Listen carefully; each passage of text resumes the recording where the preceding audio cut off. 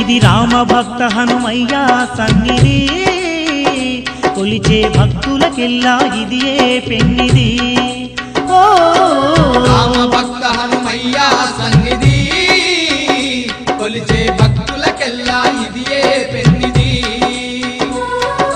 పవిత్రమైన క్షేత్రం ఆ పవన కుమారుని నిలయం పవిత్రమైన క్షేత్రం ఆ పవన కుమారుని నిలయం అవనిలో పుణ్యధామం శ్రీ ఆంజనేయుని ఆలయం అవనిలో పుణ్యధామం శ్రీ ఆంజనేయుని ఆలయం ఇది దీన జనులను ఆదరించే క్షేత్రం